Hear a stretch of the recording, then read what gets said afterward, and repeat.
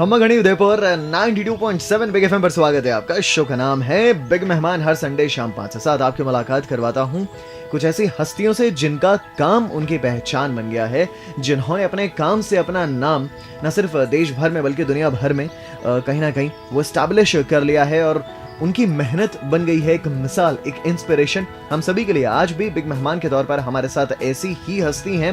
अब इन हस्ती का तारुफ अभी आपसे ज़रूर कराऊंगा, लेकिन उससे पहले मैं बात करना चाहता हूँ आजकल अगर हम बात करें एग्ज़ाम टाइम ख़त्म हुआ है और एग्ज़ाम टाइम को लेकर एक बात मेरे जहन में जो आती है, एग्ज़ाम में जब लिखना पड़ता था इतना ज़्यादा, वो जो राइटिंग है ना, शायद ही किसी को अच्छी लगती रही हो, लेकिन राइटिंग को लेकर ही आज के हमारे बिग मेहमान हमारे साथ में हैं, जिन्होंने राइटिंग को लिखने को अपना पैशन बना लिया है और अपना प्रोफेशन भी बना लिया है। इंडिया के बेस्ट सेलिंग ऑथर्स में से एक नितिन शर्मा आज हमारे साथ हैं। नितिन जी, स्वागत है आपका शो में। शुक्रिया गौरव जी। नितिन जी, सबसे पहला सवाल मैं आपसे करूंगा कि आप ऑथर हैं, इंडिया के बेस्ट सेलिंग ऑथर्स में से एक हैं, तो ये राइटर बनने का ख्वाब जो है आपके जहन में पलना कब से शुरू हुआ? कब आपने डिसाइड किया कि अब ऑथर ही बनना है? बड़ा टिपिकल सा सवाल आपने पूछ लिया है जी। लेकिन ठीक है, फिर भी जब आपने पूछा है और लोग यहाँ सुन रहे हैं तो जवाब तो देना ही है। 16 साल का था मैं, मुझे ठीक से याद है, बहुत छोटा था और ख्याल बस बहुत कॉमन सा एक आंसर है इसका। मैं अपनी क्लास में पढ़ रहा था और परमाणु को लेकर के चर्चाएं चल रही थी। मेरे टीचर मुझे पढ़ा रहे थे कि परमाणु में इलेक्ट्रॉन, प्रोटॉन्स और न्यूट्रॉन्स 3 पार्टिकल्स होते हैं जिन्हें फंडामेंटल पार्टिकल्स कहते हैं। तो मैंने बस उनसे एक सवाल पूछ लिया था जिसका उन पर जवाब नहीं दिया गया। शायद उनकी गलती नहीं थी, उनको उसका उत्तर नहीं पता था और उन्होंने मुझसे कहा कि इलेक्ट्रॉन, प्रोटॉन्स और न्यूट्रॉन्स के बारे में ही हम लोग पढ़ाते हैं। मैंने सिर्फ उनसे इतना सा पूछा था कि सर और भी तो फंडामेंटल पार्टिकल्स होते होंगे, परमाणु में बहुत सारी चीज़ें होती होंगी, शायद हम उनसे वाकिफ़ नहीं हैं। उन्होंने कहा कि हम 3 ही पार्टिकल्स के बारे में जानते हैं और उन्हीं के बारे में हम पढ़ाते हैं, और अगर तुम जानना ही चाहते हो तो तुम रिसर्च क्यों नहीं करते, तुम कुछ शुरुआत क्यों नहीं करते। बस वो एक मोमेंट था जिसने पूरी ज़िंदगी बदल दी। और उन्होंने जब मुझसे कहा कि जब करना चाहते हो तो एक बार स्टार्टअप लेकर के देखो, मैंने स्टार्टअप लिया और एक किताब पे काम चालू कर दिया। और किताब का नाम मैंने उस समय नहीं रखा था, वक्त लगा मुझे रिसर्च करने में, कम से कम 8 साल लगे, लेकिन 8 साल बाद मैं काफ़ी खुश था क्योंकि 23 जनवरी 2012 को वो किताब रिलीज़ हुई जिसका ख्वाब मैंने 16 साल की उम्र में देखा था। तो अब कौन सी वो बुक रही और कैसा उसको लेकर रिस्पॉन्स रहा रीडर्स का, इसको लेकर तो बात करेंगे ही, लेकिन अभी नितिन जी मैं चाहूँगा कि आपकी पसंद का, फरमाइश का अगर कोई गाना हो जो कि हम प्ले कर सकें।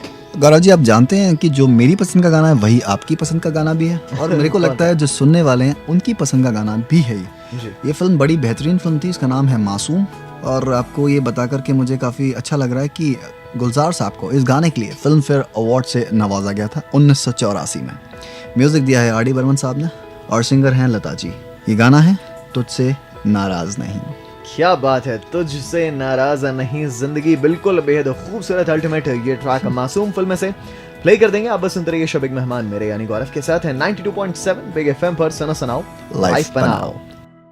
स्वागत है आपका शो बिग मेहमान में 92.7 बिग एफएम सुन रहे हैं आप मेरे यानी गौरव के साथ। मेरे साथ आज बिग मेहमान के तौर पर हैं ऑथर नितिन शर्मा, जो कि इंडिया के बेस्ट सेलिंग ऑथर्स में से एक हैं। नितिन जी, हम गानों से पहले बात कर रहे थे आपकी फर्स्ट बुक को लेकर जी। तो अगर आपकी फर्स्ट बुक जिसका नाम था मिस्ट्री ऑफ एटम, बिल्कुल, तो इसको लेकर रीडर्स का रिस्पॉन्स किस तरह का रहा? मिस्ट्री ऑफ एटम की अगर मैं बात करता हूँ तो रिस्पॉन्स ठीक रहा, क्योंकि मुझे कहना चाहिए शायद साइंस को लेकर के लोग मुझे उतने प्रभावित यहाँ नज़र नहीं आए या उतने उत्सुक यहाँ नज़र नहीं आए। बट अगर मैं कहना चाहूँ तो मिस्ट्री ऑफ एटम को काफ़ी अच्छा रिस्पांस मिला, क्योंकि भाभा एटॉमिक रिसर्च सेंटर में जाना उसके लिए अपने आप में बहुत बड़ी उपलब्धि थी। दूसरा, राजा राम मोहन रॉय लाइब्रेरी में भी अभी उसे मतलब उसके ऑर्डर्स दिए गए और वो किताब वहाँ तक पहुँची। वो एक ऐसी लाइब्रेरी है सेंट्रल गवर्नमेंट की जहाँ से पूरे इंडिया में किताबें सप्लाई होती हैं और रीडर्स ने जिन ने उनको पढ़ा उसके बारे में रिव्यूज़ काफ़ी अच्छे मिले। इनफैक्ट वो साइंटिस्टों से भी अप्रूव्ड है। तो कहना चाहूँ तो मुझे उस किताब को देख करके काफ़ी खुशी होती है, क्योंकि मेरा पूरा बचपन है उस किताब के अंदर कहीं ना कहीं खोया हुआ। मिस्ट्री ऑफ एटम को अच्छा रिस्पॉन्स मिला और वो धीरे धीरे बढ़ रही है। लेकिन mysterious 4:30 AM when it happened, जो मेरी सेकंड नॉवल है, उसको अमेजिंग रिस्पॉन्स मिला। हाँ, मैं अगला सवाल इसी आपके नॉवल से रिलेटेड मैं पूछने वाला था कि ये जो आपका ये जो नॉवल रहा मिस्टीरियस 4:30 AM, इसमें आपने कुछ अनोखा नायाब करने की कोशिश की। आपने इसमें सॉन्ग्स को भी हिस्सा बनाया अपने नॉवल का, जो कि मैंने अक्सर पहले ऐसा सुना नहीं है। तो ये आपके दिमाग में आइडिया आया कहाँ से कि नॉवल में आप सॉन्ग्स भी जो है इंक्लूड करें? आइडिया तो एक्चुअली रोज ही आते हैं जी। काफ़ी नए नए आइडियाज़ आते हैं। बस इसकी शुरुआत भी आप यूँ मान लीजिए एक रात से हुई, और ख्यालों की शुरुआत तो अक्सर वैसे रात से ही होती है। बिल्कुल। बस मिस्ट्री ऑफ एटम लिखने के बाद काफ़ी थक गया था, क्योंकि 8 साल से साइंटिफिक पे ही काम कर रहा था, तो सोचा कि कुछ नया करना चाहता हूँ। और बड़ी ही पेचीदा सी कहानी रही है मेरी ज़िंदगी की, कि जिन्हें 20 साल मैंने चाहा उन्होंने मुझे ठुकरा दिया था। आई गॉट रिजेक्शन, बट वो रिजेक्शन कहीं ना कहीं इतना बड़ा प्यार दे गया मुझे पूरे इंडिया का, कि मैंने नहीं सोचा था कि ये चीज़ होगी।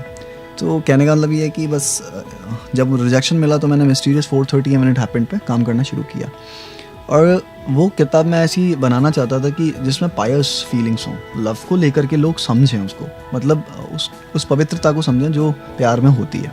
2 साल मैंने उसको दिए। जब मैं उसे कंपाइल कर रहा था तो ये ख्याल कहीं ना कहीं मेरे अंदर गूंजा कि इंडिया में आज तक ऐसा नहीं हुआ। कैसा नहीं हुआ? कि कोई कहानी लिखी और उसमें गाने डाले हों, ऐसा नहीं हुआ। तो बड़ा चैलेंजिंग टास्क था। मैंने सोचा कि हम कर सकते हैं, क्योंकि संगीत में मेरे को बचपन से रुचि थी। इंडियन आइडल 2 में मुझे रिजेक्शन मिला, इंडियन आइडल 4 में मुझे रिजेक्शन मिला। उन लोगों ने, उन चीज़ों ने हौसला और बढ़ा दिया मेरा। जयपुर में मैंने फिर संगीत की तालीम ली राजीव भट्ट साहब से, और तालीम लेने के बाद क्लासिकल की, मुझे लगा कि हम गानों को अगर नॉवल में डालते हैं तो एक यूनिक कॉन्सेप्ट होगा। ठीक है, थोड़ा स्ट्रगल था, but finally we achieved our target. क्या बात है, क्या बात है। बातों का सिलसिला रुकेगा नहीं, थमेगा नहीं। बस कुछ सॉन्ग्स हम प्ले करेंगे, लेकिन क्योंकि बिग मेहमान हमारे साथ हैं तो इनकी फरमाइश को हम पहले तवज्जो देंगे। तो अगर मैं आपसे पूछूं अगली फरमाइश जो हम आपके लिए प्ले कर सके वो कौन सी होगी? अगली फरमाइश में अपन कुछ और प्यारा कोई नगमा लेते हैं जी। एक काम करते हैं गौरव जी, अपन लेते हैं मेरे जीवन साथी का एक नगमा है, किशोर दा ने उसको आवाज़ दी है, ओ मेरे दिल के चैन है। क्या बात है, मुझे ओ लगता है। मेरे दिल के चैन, बेहद शानदार ये ट्रैक किशोर दा की मखमली आवाज में बिल्कुल हम प्ले करेंगे। लेकिन फिलहाल ये गाने आप एंजॉय कीजिए और सुनते रहिए 92.7 बिग एफएम। सुनो सुनाओ लाइफ बनाओ। बिग मेहमान सुन रहे हैं आप मेरे यानी गौरव के साथ 92.7 बिग एफएम पर। और बिग मेहमान के तौर पर आज हमारे साथ जुड़े हैं ऑथर नितिन शर्मा, इंडिया के बेस्ट सेलिंग ऑथर्स में से एक हैं। नितिन जी, अगला सवाल मैं आपसे करना चाहूँगा। उससे पहले मैं लिसनर्स को ये बता दूं कि न सिर्फ ये राइटर हैं, न सिर्फ ये ऑथर हैं, बल्कि ये कोरियोग्राफर भी रहे हैं। साथ ही सिंगिंग में, म्यूज़िक में भी ये अपना तजुर्बा रखते हैं। तो आप सिंगर भी हैं, आप कोरियोग्राफर भी हैं, आप राइटर भी हैं। मुझे ये बताएं, आप खुद को नितिन शर्मा की अगर बात करें, वो खुद को ज़्यादा क्या पाते हैं? आप राइटर पाते हैं, सिंगर पाते हैं, क्या? बड़ा टिपिकल है ये बता पाना कि अगर भगवान ने आपको इतनी सारी चीज़ों से नवाजा है तो आप उनमें से किस चीज़ को सबसे ज़्यादा प्यार करते हैं, क्योंकि प्यारी तो सभी हैं जो आपके अंदर है। बिल्कुल। उन सभी ने कहीं ना कहीं आपको पहचान देने में बहुत कोशिशें की हैं, पर कहना चाहूँगा मैं कि कलम से बहुत प्यार है मुझे। कलम से बहुत प्यार है। जब भी कलम हाथ में आती है या कहीं अंधेरा सा दिखता है, दिमाग चालू हो जाता है। और उस कलम ने ही मुझे सिंगर बनाया है। मतलब पहले मैं ऑथर हूँ, उसके बाद मुझे पहचान मिली एज ए सिंगर। तो शायद मतलब उस कलम का बहुत बड़ा रोल है मेरी ज़िंदगी को बनाने में। उस कलम को बहुत सैल्यूट करता हूँ जिसने मुझे बनाया। तो मैं अपने आप को सबसे ज़्यादा और सबसे पहले ऑथर पाता हूँ, उसके बाद मैं अपने आप को कुछ और पाता हूँ। हालांकि ज़िंदगी की शुरुआत एज ए टीचर हुई थी, बट अब जब मैं देखता हूँ तो मेरा मैक्सिमम टाइम लिखने और पढ़ाने और पढ़ने में जाता है। तो मैं कलम को तवज्जो देता हूँ, कलम को सलाम करता हूँ, और कहना चाहूँगा कि अपने आप में एक ऑथर सबसे पहले पाता हूँ। क्या बात है, बिल्कुल। तो यही जो इनका पैशन है राइटिंग को लेकर, वही इन्हें बेहद आगे लेकर जाने वाला है, उस मुकाम तक पहुंचाने वाला है जहां तक ये पहुंचना चाहते हैं। तो चलिए जल्दी से पूछ लेते हैं एक और ट्रैक जो कि आज के हमारे बिग मेहमान ऑथर नितिन शर्मा सुनना चाहेंगे। बताइए जनाब। तो सर अपन कुछ कॉम्बो लें, डुओ में आए जी। लता जी और किशोर दा का अगर हो तो कैसा रहेगा? बेहद शानदार। बताइए कौन सा ट्रैक? रामपुर का लक्ष्मण मूवी थी, शायद यही थी। हाँ जी बिल्कुल। सॉन्ग का नाम गुम है किसी के प्यार में दिल सुबह शाम, यही ले लें। क्या बात है। तो आपको हिंट मिल गया होगा कि इनके आवाज में भी वो रूहानियत है जो इनके राइटिंग में है। चलिए बिल्कुल, ये रामपुर का लक्ष्मण फिल्म में से गाना गुम है किसी के प्यार में प्ले कर देते हैं। आप सुनते रहिए शो बिग मेहमान मेरे यानी गौरव के साथ है 92.7 बिग एफएम पर। सुनो सुनाओ, लाइफ बनाओ। शो सुन रहे हैं बिग मेहमान मेरे यानी गौरव के साथ है 92.7 बिग एफएम पर। और मेरे साथ है बिग मेहमान के तौर पर आज स्टूडियो में है ऑथर नितिन शर्मा। और जैसा कि मैं कहता हूँ ऑथर, तो आप समझ ही गए होंगे कि ये लिखने में अपना तजुर्बा रखते हैं और इंडिया के बेस्ट सेलिंग ऑथर्स में से एक हैं। अभी अगला सवाल नितिन जी, मैं आपके इसी प्रोफेशन जो है राइटिंग, इसी से ही पूछना चाहूँगा कि कितना आसान रहा आपके लिए एक राइटर बनना, राइटिंग को एज करियर चुनना कितना आसान था? क्या फैमिली वगैरह का पूरा सपोर्ट था शुरू से? कुछ हमें बताइए। गौरव जी, फिर से एक ऐसा सवाल जिसका उत्तर मेरे पास बड़ी मुश्किल से मिलेगा, लेकिन कहना चाहूँगा बहुत आसान था अगर मैं सोचूं तो, लेकिन करूँ तो बहुत टिपिकल था। जी। होता है ना, सोचना बहुत आसान होता है लेकिन करना बहुत टिपिकल होता है। शायद यहाँ जितने लिसनर्स सुन रहे हैं उनको भी पता होगा, उनकी भी कोई ना कोई कहानी रही होगी। एक छोटी सी कहानी आज मैं शेयर करता हूँ आपके साथ। बहुत टिपिकल था राइटर बनना, इतना आसान नहीं था। हर बार बैग उठाता था और दिल्ली भग जाता था। मेरे पापा मुझसे पूछते थे कहाँ जा रहे हो, मैं उनसे कहता था अंसारी रोड, दरियागंज, न्यू दिल्ली। वो कहते थे वहाँ जाके क्या करना है? कुछ नहीं, वो राइटर्स का बहुत बड़ा अड्डा है एंड इंडिया में जितने राइटर्स निकलते हैं सिर्फ अंसारी रोड से निकलते हैं। तो उन्होंने कहा ठीक है, अपना ख्याल रखना। ये सबसे पहले बार का वाक़या शेयर कर रहा हूँ आपके साथ। मैंने कहा ठीक है। सुबह मैं बस से निकला एंड बस से निकलने के बाद अंसारी रोड में 6 बजे पहुँच गया था। अंसारी रोड जाने के बाद मैंने पूरे मार्केट को छाना बीना। 10 बजे तक मैं घूमता रहा, देखता रहा कि कौन कौन से पब्लिशर्स हैं। नाश्ता वाश्ता करके बिल्कुल तैयार था 10 बजे।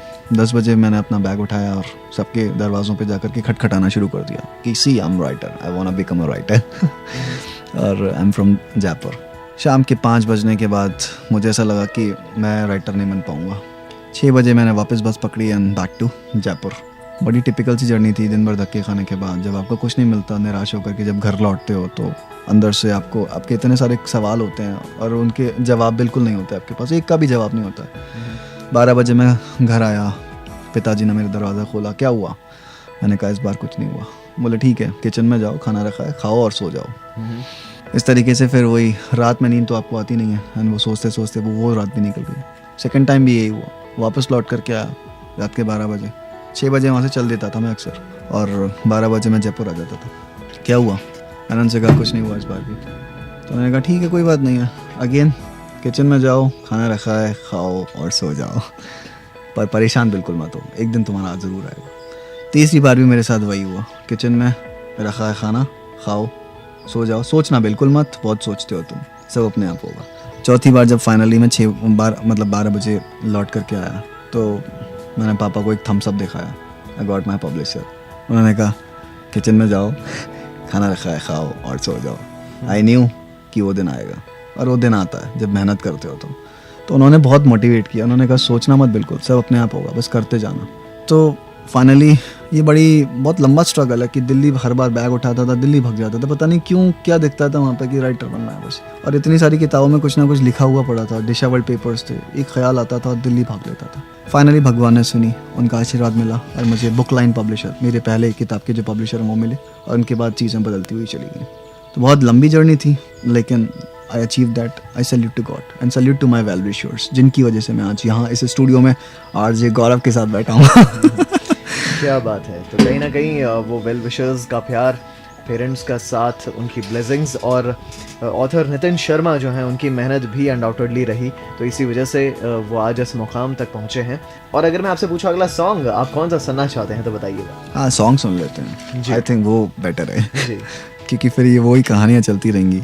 अपन मोहम्मद रफ़ी साहब का लेते हैं, आपने भी सुना होगा शायद, मुझे लगता है आपको भी कहीं ना कहीं पसंद होगा। ये गाना है तेरी आँखों के सिवा दुनिया में रखा क्या है। क्या बात है, बिल्कुल मेरे फेवरेट ट्रैक्स में से एक है तेरी आंखों के सिवा। मोहम्मद रफ़ी साहब की कमाल की आवाज में ये ट्रैक प्ले कर रहे हैं, आप इसे एंजॉय कीजिए और सुनते रहिए 92.7 बिग एफएम। सुनो सुनाओ, लाइफ बनाओ। बिग मेहमान है, शो का नाम गौरव है, मेरा नाम 92.7 बिग एफएम है, रेडियो स्टेशन का नाम। आज बिग मेहमान के तौर पर हैं ऑथर नितिन शर्मा हमारे साथ, बेस्ट सेलिंग इंडिया के ऑथर्स में से एक गिने जाते हैं। नितिन जी, अगला सवाल मैं आपसे करना चाहूँगा, क्योंकि आप राइटिंग प्रोफेशन में हैं तो ये तो कहीं ना कहीं आपका पैशन होगा ही, ये आपका इंटरेस्ट भी होगा, लेकिन राइटिंग के अलग अगर बात करें तो कौन कौन से आपके शौक हैं? शौक मेरे बड़े अलग अलग हैं, जैसे ख्यालों में खोना भी एक शौक है। क्या बात है। कलम उठा करके कुछ भी लिखते रहना शौक है, पागलों की तरह चुपचाप बैठे रहना और सोचते रहना ये शौक है, म्यूजिक कंपोज करना ये शौक है, और गाने लिखते रहना ये शौक है। घूमने फिरने कम ही जाता हूँ क्योंकि वक्त नहीं मिलता उसके लिए। तो आप यूँ कह लीजिए म्यूज़िक मेरा पैशन है। जब भी मुझे ऐसा लगता है कि कुछ क्रिएटिव करना है, बहुत टाइम से एनर्जी नहीं मिल रही है, किसी भी स्कूल में किसी भी कॉलेज में जाकर के मोटिवेशनल सेमिनार लेना मेरा एक शौक़ है। कुछ ऐसे काम करने से मुझे एनर्जी मिलती है जिनमें क्रिएटिविटी हो, क्रिएटिव चीज़ें करते रहना, ये मेरा शौक़ है।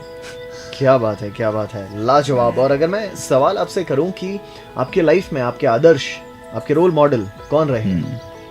इसका बड़ा कॉमन सा ही आंसर गौरव मिलेगा। रोल मॉडल तो ऐसे कई सारे होते हैं जिनसे आप इंस्पिरेशन लेते हैं। इंस्पिरेशन सबसे पहले घर से ही मिलती है, तो माता पिता, सबसे पहले माता पिता ही आते हैं। सैल्यूट करता हूँ मैं, सैल्यूट उनको इसलिए करता हूँ क्योंकि उन्होंने, मतलब मैं पृथ्वी पे अगर हूँ तो उनकी वजह से हूँ, उनके एक डिसीजन की वजह से हूँ, इसलिए मैं सबसे पहले उनको सैल्यूट करता हूँ। मेरे रोल मॉडल वही हैं, पाल पोस के उन्होंने बड़ा किया, इतना बड़ा किया। And salute to my father, जिन्होंने, मतलब जिनकी स्ट्रगल की कोई सीमा नहीं है, एंड उनका स्ट्रगल ही है, उनका वो तेज ही है, उनकी भक्ति है, जिसकी वजह से मुझे इतना, मतलब भगवान का आशीर्वाद मिला और मैं वो चीज़ें कर पाया। तो रोल मॉडल की अगर मैं बात करता हूँ तो मेरे माता पिता सबसे पहले हैं। एक दादा हैं, दादा के इंस्पिरेशन से, मतलब दादा से इंस्पिरेशन लेकर के मैं यहाँ तक पहुँचा हूँ। 1995 में वो एक्सपायर हो गए थे कार एक्सीडेंट में। उनका एक सपना था कि मैं कुछ करूँ बड़ा होकर के। मुझे नहीं पता था, मैं बहुत छोटा था, वो क्या कहना चाहते हैं, लेकिन जब बड़ा हुआ तो पता चला कि वो चाहते थे मैं कुछ करूँ। और जब मैंने अपने आप को पहचाना कि मैं राइटर बन सकता हूँ, तो मैंने वो स्ट्रगल स्टार्ट कर दिया टू बिकम अ राइटर। और स्ट्रगल करना चाहिए, मुझे फ़ख्र है कि मैंने वो स्ट्रगल किया और वो चीज़ें अचीव करी। दादा से इंस्पिरेशन मिला, पापा से मिला, मामा से मिला। और अगर मैं उन लोगों की बात करूं जिनको मैंने नहीं देखा या जिनसे नहीं मिला, तो ऐसे रोल मॉडल भी होते हैं। तो इन चीज़ों में बहुत मैं प्रिसाइस हूँ। जैसे मुझे क्विक डिसीजन लेना है तो उसमें रोल मॉडल मेरे सचिन तेंदुलकर हैं, क्योंकि जिस तरीके से जब बॉलर एक्शन करता था, तेंदुलकर समझ जाते थे ना शॉट कहाँ खेलना है, तो क्विक डिसीजन में मेरे तेंदुलकर है। अगर मैं कंसंट्रेशन के लेवल की बात करता हूँ तो मेरे जो रोल मॉडल हैं वो ध्यानचंद है, क्योंकि हॉकी से बॉल उनकी हटती नहीं थी। बहुत स्टोरीज़ पढ़ी है मैंने उनके बारे में, बहुत इंस्पिरेशन मिला कि कंसंट्रेशन का अटमोस्ट लेवल होना चाहिए, तब जाकर के आपको टारगेट मिलता है। विल पावर की बात करूँ तो स्टीफन हॉकिंग, मैं उनका बहुत बड़ा फ़ैन हूँ, और विल पावर के लिए मेरे रोल मॉडल वो हैं। और अगर मैं बात करूँ पैशन, अल्टीमेट पैशन, कि टारगेट मुझे नहीं मिला तो किसे मिलेगा, तो Abraham Lincoln and Warren Buffett. Lincoln ने कभी नहीं सोचा था कि मैं राष्ट्रपति नहीं बनूंगा अमेरिका का, और वॉरेन बफेट ने कभी नहीं सोचा था कि मैं बिलियनर नहीं बनूंगा। ये it's like a game for me, to me it's like a game to me. तो अलग अलग चीज़ों में मेरे रोल मॉडल्स बहुत अलग हैं, उनसे इंस्पिरेशन मुझे मिला है और उन सबको कलेक्ट करता हूँ मैं कहीं ना कहीं। कंसंट्रेशन में ध्यानचंद, इस तरीके से। और मैं अपने आप को पाता हूँ कि हाँ, अगर कोई चीज़ बहुत टिपिकल है तो you can do, not me only, everyone can do. I would like to say who is listening to me, whoever is listening to me, if you have planned for something, you can do that. बिल्कुल सही, क्या बात है। बेहद बेहद inspirational बातें हमें सुनने को मिल रही हैं ऑथर नितिन शर्मा से आज। और अभी अगर मैं अगला जो है सॉन्ग आपसे जानना चाहूँ जो कि हम आपके लिए प्ले कर सके, तो वो कौन सा होगा? तो अपन 4 रेट्रो ले चुके हैं और मुझे लगता है कि अपन को कुछ नया लेना चाहिए इस बार जी। क्यों गौरव जी? जी बिल्कुल। तो अपन लेते हैं रंग दे तुम है गेरुआ, रांझे की दिल से ये दुआ, रंग दे तुम है गेरुआ। क्या बात है, अरिजीत सिंह की आवाज में दिलवाले फिल्म से ट्रैक रंग दे तू मोहे गेरुआ बिल्कुल प्ले कर देंगे जी। बस आप सुनते रहिए शो बिग मेहमान मेरे यानी गौरव के साथ 92.7 बिग एफएम पर। सुनो सुनाओ लाइफ बनाओ। शो का नाम है बिग मेहमान। 92.7 बिग एफएम पर हैं आप मेरे यानी गौरव के साथ। और आज बिग मेहमान के तौर पर हमारे साथ हैं इंडिया के बेस्ट सेलर ऑथर्स में से एक नितिन शर्मा जी। नितिन जी, अगला सवाल मैं आपसे करना चाहूँगा कि अगर मैं सवाल आपसे करूँ आपके लाइफ के हाई पॉइंट्स और लो पॉइंट्स कौन से रहे हैं, तो इस बारे में आप हमें क्या बताएंगे? लो पॉइंट के बारे में अगर मैं गौरव जी बात करता हूँ तो ज़िंदगी ने काफ़ी स्ट्रगल कराया है और काफ़ी अच्छा स्ट्रगल कराया है और उससे बहुत प्रेरणा मिली है मुझे। और सैल्यूट टू गॉड कि भगवान ने मुझे वो स्ट्रगल दिया जिसकी वजह से मैं यहाँ तक पहुँच पाया। वो स्ट्रगल नहीं होता तो शायद मैं यहाँ भी नहीं होता। और लो पॉइंट्स की अगर मैं बात करता हूँ तो लो पॉइंट्स मेरी ज़िंदगी के तभी आते थे जब मैं दिल्ली जाता था और मैं थक करके बैठ जाता था। समटाइम्स ऐसा लगता था कि चलो कुछ खा लेते हैं, मन कहता था कुछ खा लो, तुम थक गए होगे, लेकिन मैं कहता था नहीं यार, जब तक मंजिल नहीं मिलेगी वो खाने का मन भी नहीं करता है। होता है ना, आपके साथ भी होता होगा कि कोई टारगेट अचीव नहीं होता तो ऐसा लगता है नहीं यार बस अभी काम करना है। बिल्कुल। अगर वो नहीं मिला तो फिर खाना पीना तो चलता रहेगा। तो बस ऐसा होता था कि चलो बड़ा पाव खा लेते हैं, नहीं नहीं नहीं नहीं, एक काम करते हैं छोले भटूरे खा लेते हैं, नहीं नहीं नहीं नहीं, चलो कहीं खाना खा लेते हैं, नहीं नहीं नहीं नहीं, एक काम करते हैं पब्लिशर्स को सर्च करते हैं, पब्लिशर्स मिलना बहुत ज़रूरी, खाना तो अपन शाम को भी खा लेंगे। फिर कहीं कुछ खा लिया, पता नहीं पब्लिशर मिलेगा नहीं मिलेगा, देखो धूप कितनी है, उफ कहीं बैठ जाते हैं, ऐसे कई ख्याल आते थे। और उसके बाद लगता था कि नहीं धूप है तो क्या है, चलते रहो यार, मंजिल मिलना बहुत ज़रूरी है, 6 बजे की गाड़ी पकड़नी है वापस। तो ऐसे ख्याल थे जो दिमाग में मतलब खुद से ही जद्दोजहद दिमाग के अंदर चलती रहती थी। क्वेश्चंस पूछता था, खुद ही आंसर देता था, दिमाग बड़ा अजीब था, मतलब खुद ही क्वेश्चन पूछ रहा है, खुद ही आंसर दे रहा है, सेटिस्फाई करने की कोशिश कर रहा है। अच्छा, इसमें कॉन्वर्सेशन चलता है दिल और दिमाग के अंदर, दिमाग बड़ा प्रैक्टिकल रहता है, दिल बड़ा इमोशनल रहता है। प्रैक्टिकलिटी हमेशा ये कहती है नहीं आपको ये करना है, करते रहना है, आपको चिंता मत करो सब अच्छा होगा, बड़ा प्रैक्टिकल से आंसर्स माइंड से आते हैं।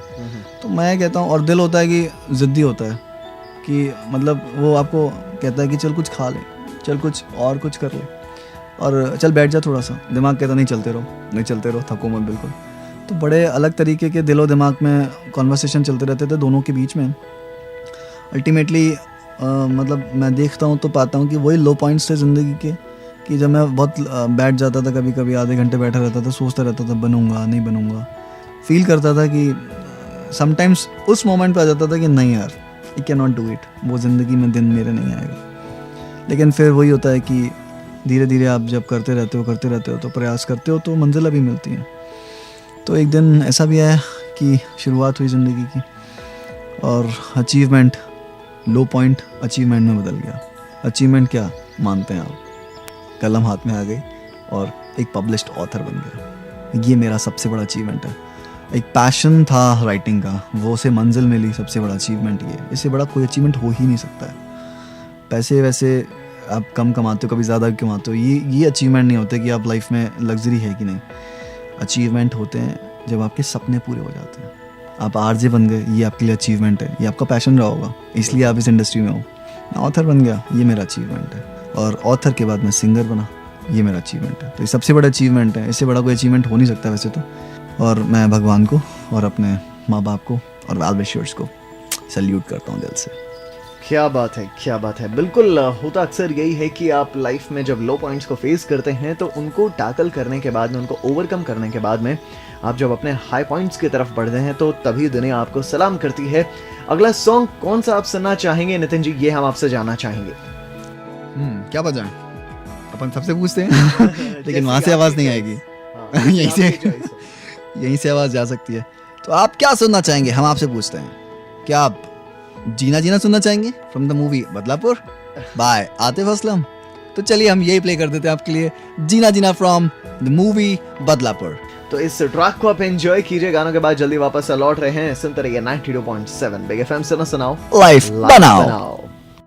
92.7 बिग एफएम सुन रहे हैं आप। शो का नाम है बिग मेहमान, मैं हूं गौरव आपके साथ। और अब भाई हम बात करेंगे, हमारे जो बिग मेहमान हैं ऑथर नितिन शर्मा जी, इनसे एक रैपिड फायर राउंड हम खेलने वाले हैं। कुछ इंस्टेंट सवाल होंगे और इंस्टेंट जवाब इनकी तरफ से आएंगे। तो क्या आप रेडी हैं? मैं रेडी हूँ। तो चलिए, पहला सवाल, आपके फेवरेट एक्टर? ऋतिक रोशन। आपकी favourite actress? Undoubtedly Madhubala, all time hit. क्या बात है। और आपकी फेवरेट मूवी को लेकर जानना चाहूँ तो? मूवी वैसे अगर हम पुरानी लेते हैं तो मुगले आजम, और अगर हम नहीं लेते हैं तो दिल वाले दुल्हनिया ले जाएंगे। अच्छा, अगर आपकी फेवरेट सिंगर को लेकर सवाल करूं? सुरों का सास, सोनू निगम। ओके, और आपका फेवरेट सॉन्ग? खुश हूँ प्यार तेरा जो पाया, तू है मेरे रब का ही साया, तू ही मेरी हर खुशी, जन्नतें हैं तू लाया, जब से जिंदगी में है आया, बिन तेरे कुछ भी नहीं। ये मेरे कंपोज किया गाना है। एंड वैसे तो मैं बॉलीवुड के गानों का और हॉलीवुड के गानों का दोनों का बहुत बड़ा फ़ैन हूँ, पर ये कहीं ना कहीं मेरे दिल को छू जाता है, इसलिए। क्या बात है, इनके खुद के कॉम्पोजिशन और बड़ा शानदार ये ट्रैक है। अच्छा, बात मैं करूं आपके पसंदीदा खाने को लेकर, फेवरेट फूड कौन सा आपका? माँ के हाथ की रोटी विद मिर्ची का चार। क्या बात है, ओहो, माँ के हाथ के खाने का तो कोई जवाब जवाब ही ही नहीं, कोई और जवाब नहीं हो है। भी नहीं सकता कभी। बिल्कुल। अच्छा, अगर आपकी फेवरेट हॉलिडे डेस्टिनेशन के बारे में पूछूं? मैं स्पेन जाना चाहूँगा गौरव जी, मैं स्कूबा डाइविंग करना चाहूँगा ज़िंदगी में एक बार स्पेन जाके। क्या बात है, स्पेन में स्कूबा डाइविंग, बहुत ही कमाल का और बहुत ही एडवेंचरस मुझे ये आइडिया लगता है। 92.7 बिग एफएम पर हैं आप मेरे यानी गौरव के साथ। शो का नाम है बिग मेहमान। आज के हमारे बिग मेहमान बेहद खास ऑथर नितिन शर्मा, इंडिया के बेस्ट सेलर्स ऑथर्स में से एक हैं। नितिन जी, आखिरी सवाल मैं आपसे करना चाहूँगा, फ्यूचर को लेकर आपके क्या बिग प्लान्स हैं, इस बारे में हमें कुछ बताइए। फ्यूचर को लेकर के सर बड़े अच्छे प्लान हैं और हाँ, कहते हैं वो शायद मतलब प्लान्स कुछ इतने बड़े तो नहीं हैं, बट जितने भी हैं जो भी हैं वो मेरे लिए काफ़ी मायने रखते हैं जी। उनमें से सबसे पहला प्लान ये है कि जो अगली नॉवल मैं लेकर के आ रहा हूँ वही सबसे बड़ा प्लान है मेरा, जिस पे 3 साल से मैं काम कर रहा हूँ। वो एक scientific fiction plus musical love story है और उसको लेकर के मैं दिन रात लगा हुआ हूँ कि वो किताब काफ़ी अच्छी निकले। उस पर एक बड़ी टीम रिसर्च कर रही है, मैं भी काफ़ी रिसर्च कर रहा हूँ। बहुत बड़ी टीम है जिसका नाम मैंने टीम मिस्टीरियस रखा है, क्योंकि मिस्ट्री आप जानते हैं हर वो टैगलाइन है अपनी चलती है, तो अपनी टीम भी उसी के नाम से टीम मिस्टीरियस। तो टीम मिस्टीरियस इस पे अलग अलग टॉपिक्स पे रिसर्च कर रही है। एम्स के डॉक्टर्स भी इस नावल का हिस्सा हैं, SMS के डॉक्टर्स भी इस नावल का हिस्सा हैं। दूसरा मैं लगा ही हुआ हूँ उस पर, तो उसमें आप ये मान लीजिए IT में भी रिसर्च है और ब्रेन्स के लिए भी मुझे डॉक्टर्स के साथ कंसल्ट करना पड़ता है। तो बहुत अलग सब्जेक्ट है जिस पे मैं लेकर के आ रहा हूँ। पहली मेरी साइंटिफिक थी, दूसरी लव स्टोरी है म्यूजिकल, तीसरी साइंटिफिक म्यूजिकल लव स्टोरी है, कॉम्बो है। क्या बात है। तो एक तो ये सबसे बड़ा प्लान है ज़िंदगी का, अपकमिंग नावल अभी फ़िलहाल। दूसरा बस मैं ये चाहता हूँ, भगवान से गुजारिश है कि कभी मतलब मेरा एक प्लान था कि मैं कभी कैम्ब्रिज जाऊँ। कैम्ब्रिज यूनिवर्सिटी में सर स्टीफन हॉकिंग है, उनका बहुत बड़ा फ़ैन हूँ मैं। स्टीफन हॉकिंग अभी दुनिया के महानतम वैज्ञानिकों में से एक हैं जो अलाइव हैं और कॉस्मोलॉजी के बहुत बड़े बादशाह कह लीजिए। उन्हें किंग ऑफ द यूनिवर्स के नाम से भी नवाजा जाता है। बिल्कुल। तो बहुत बड़े कॉस्मोलॉजिस्ट और फिजिसिस्ट हैं जिनसे मिलने का मेरा सपना है। और कैम्ब्रिज में जाकर के मेरी पहली जो किताब है वो एटम पे ही है, कहीं ना कहीं कॉस्मोलॉजी से भी रिलेटेड है। तो मैं उसके बिहाफ पे इंडियन गवर्नमेंट की तरफ से कैम्ब्रिज जाना चाहता हूँ। ये प्लान कहीं ना कहीं रुक गया था, मतलब ज़िंदगी में जब मैं स्ट्रगल कर रहा था तो उस प्लान को मैंने हॉल्ट पर डाल दिया था। लेकिन मेरी एक कलीग हैं जिनसे मैं बहुत इंस्पायर हूँ, और जब उन्होंने मुझे कहा एक दिन कि one day will come and you will be there as an author from India, तो ये मेरे लिए बहुत बड़ी बात थी। एंड उस दिन से वो चीज़ मेरी प्रेरणा बन गई कि I have to go there. तो कैम्ब्रिज में मैं अभी मेल भी कर चुका हूँ। दूसरा HRD मिनिस्ट्री, CM साहब, PM साहब, सबको मैं मेल कर रहा हूँ कि वो दिन बहुत जल्दी आएगा कि जब मैं भारत की तरफ से भारत का एक रिप्रेजेंटेटिव बन करके कैम्ब्रिज यूनिवर्सिटी में जाकर के लेक्चर लूँगा। एंड ये हो पाया तो कहीं ना कहीं उनकी वजह से हो पाया कि मैं इतना इंस्पायर हुआ कि मुझे कैम्ब्रिज जाना ही जाना है। और तीसरा मेरा सबसे बड़ा प्लान है कि आप लोगों का प्यार मिले, गौरव जी का प्यार मिले और इंडिया के टॉप 10 ऑथर्स में कभी मेरा नाम आए। ये एक छोटा सा ख्वाब है। और अंत में मैं आप सभी से इतना ही कहना चाहूँगा कि ज़िंदगी में जितनी भी मुसीबतें आए आप उनको पार करते रहें, कभी हारे नहीं, कभी थके नहीं, और हमेशा एक ही बात जहन में लेकर के आएँ, that life is all about achieving your dream. Thank you so much. क्या बात है। और आपके सभी ख्वाबों को जो है एक मंजिल मिले, उनको जान मिले, यही हमारी दुआ है, यही मेरी दुआ है। नितिन जी, आप आए, हमसे बात की, इतना वक्त हमें दिया और बिग मेहमान के तौर पर आप स्टूडियो में आए, उसके लिए बेहद शुक्रिया। और शुक्रिया मैं आपका भी अदा करना चाहूँगा गौरव जी कि आपने इतना बेहतरीन इंटरव्यू लिया और मुझे मतलब बेहद खुशी का आभास हो रहा है उदयपुर आकर के। It's my first time after 29 years when I am in Udaipur और when I got a chance to share my feelings with Udaipurites. So thank you Gaurav ji and thanks to Udaipur. अगले हफ्ते आपकी मुलाकात कराएंगे एक और हस्ती से जिन्हें हम कहते हैं बिग मेहमान। तब तक आप सुनते रहिए 92.7 बिग FM। सुनो सुनाओ, लाइफ बनाओ।